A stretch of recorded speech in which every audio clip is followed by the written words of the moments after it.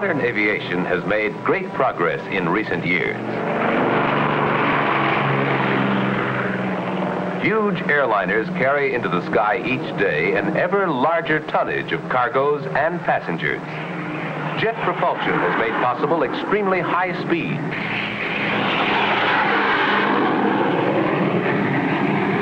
Yet in one aspect, these aircraft have become more limited than before, since they need exceptionally long runways to take off and land. The need for an aircraft independent of huge airfields is being met today by the helicopter, which can land in any area big enough for its whirling rotor.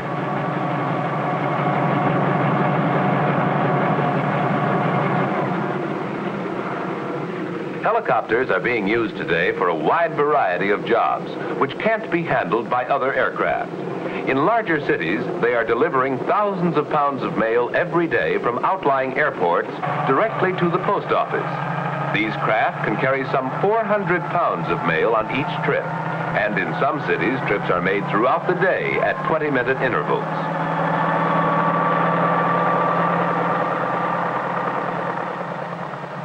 Flying over city traffic, the helicopter can land directly on the roof of the post office itself in a fraction of the time needed by mail trucks, thus greatly speeding the delivery of mail. Helicopters have found important uses in the country, too, where they are used for dusting crops, which would be damaged by ground equipment. The helicopter's great maneuverability makes it possible to spread dust over every corner of the field, no matter how irregular it may be. The sharp downdraft of the whirling rotor causes dust to swirl among the plants, thus giving them a more thorough coating.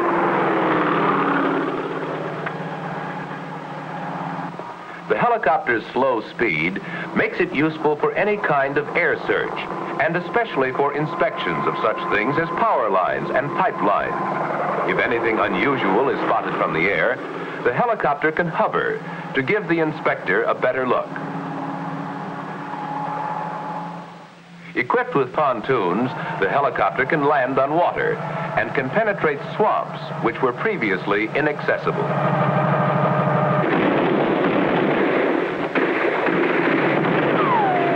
In war, the helicopter has proved itself for many purposes. In addition to its use for observation, for direction of artillery fire, and for transportation of men and equipment, the helicopter has saved many a life by its ability to land directly on the battlefield in order to speed wounded men to base hospital facilities. But all these values will eventually be secondary to the helicopter's use as a passenger vehicle. Combining its ability to fly with the automobile's ability to go directly to and from its destination, this versatile craft is almost unlimited in the variety of uses to which it can be put. To understand the helicopter, let's first see what makes an ordinary airplane fly.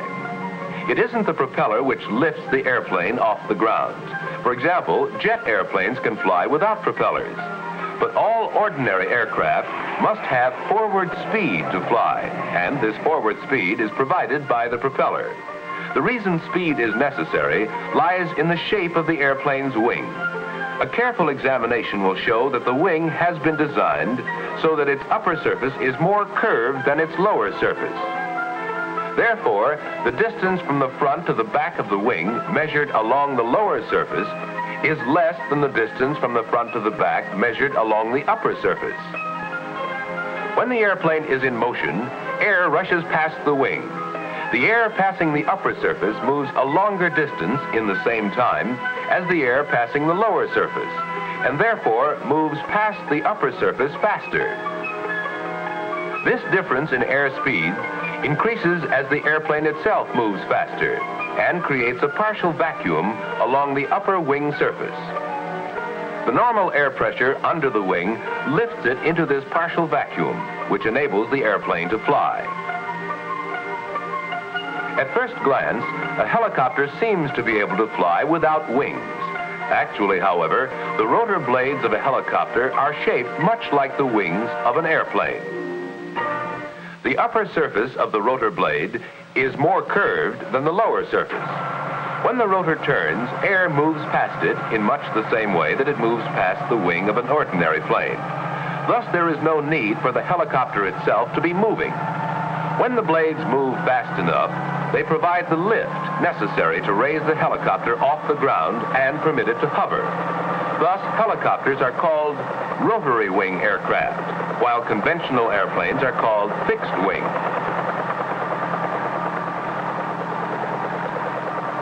The helicopter's development stemmed from an earlier craft, the autogyro, shown in these historical films.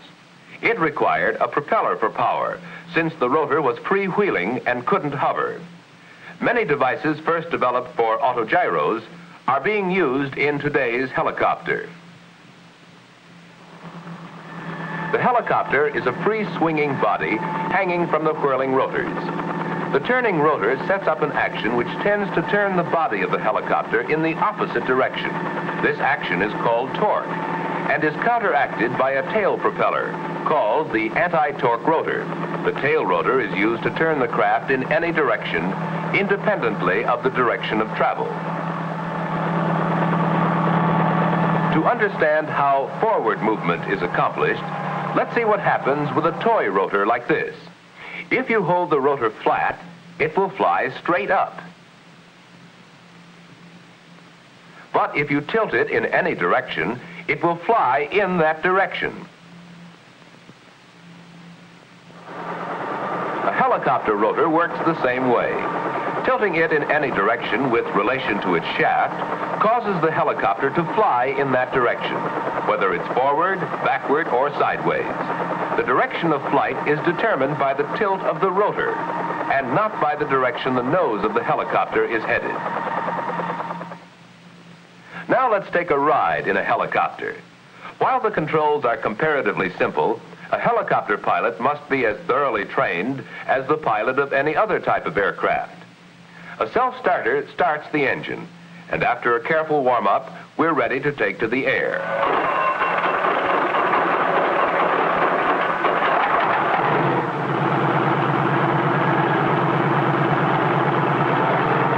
The collective pitch control, whose handle is also the throttle, determines the amount of lift which the rotor provides. Once in the air, the pilot uses foot pedals, which control the tail rotor to turn the machine in the direction he desires. The stick in front of the pilot controls the angle between the spinning rotor and its shaft.